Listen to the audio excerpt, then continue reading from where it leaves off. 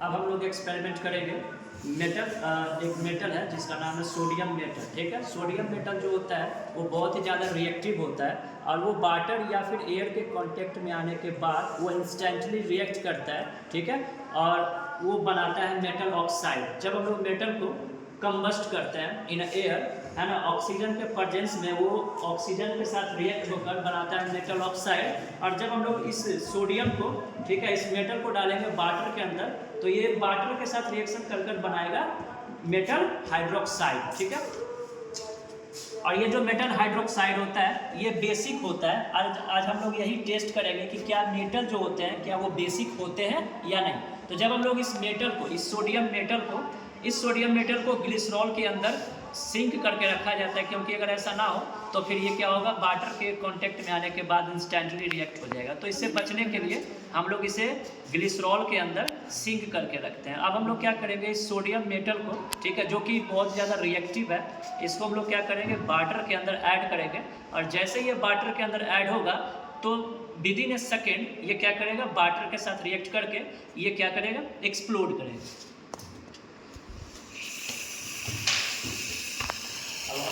ठीक है, उसका यूज करें।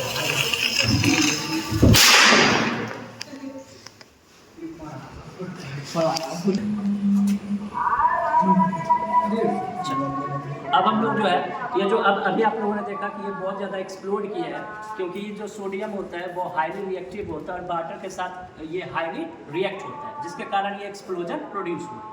अब हम लोग टेस्ट करेंगे कि क्या ये सोडियम हाइड्रोक्साइड जो ये बना है, क्या वो सोडियम हाइड्रोक्साइड बेसिक है या फिर एसिडिक है।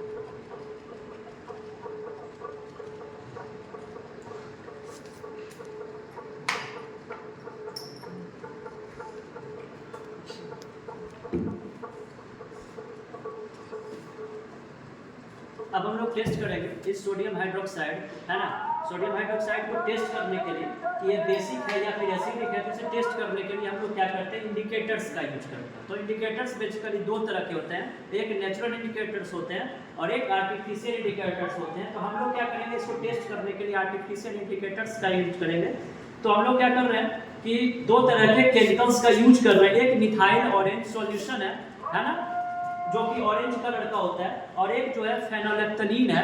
ठीक है, एक फेनोलेप्थलीन है जो कि व्हाइट कलर का होता है। तो दोनों ही इंडिकेटर्स जो होते हैं एसिड बेस सॉल्यूशन को टेस्ट करने के लिए यूज होते हैं।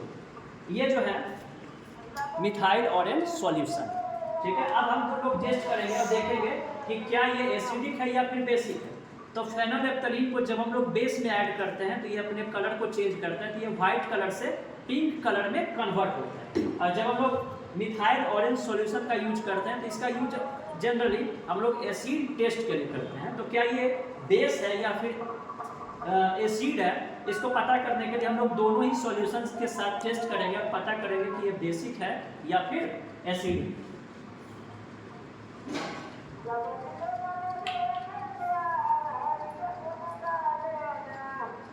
तो सबसे पहले हम लोग क्या करेंगे, इसके अंदर इस फेनोलेप्थलीन सॉल्यूशन को ऐड करेंगे जो कि व्हाइट कलर का होता है। और जैसे इसके अंदर ऐड करेंगे तो अगर ये पिंक कलर में कन्वर्ट होगा तो इसका मतलब ये है कि ये सोडियम हाइड्रोक्साइड जो है वो बेसिक सॉल्यूशन है।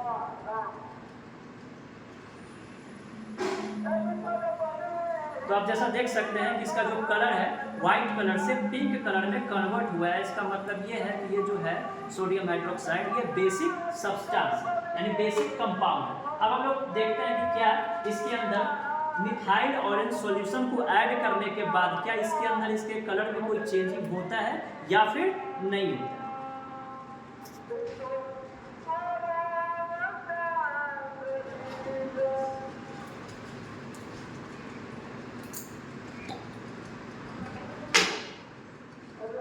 पीछे करके आगे जाता है। मिथाइल ऑरेंज सॉल्यूशन जो होता है वो ऑरेंज कलर का होता है, ठीक है।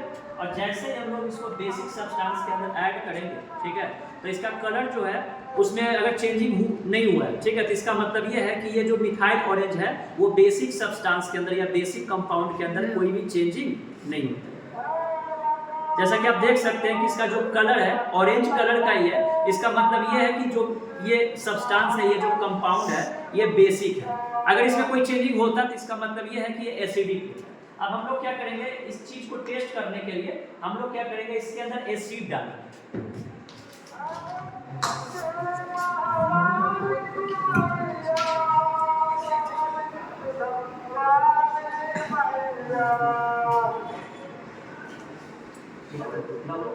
ये वाला वहाँ से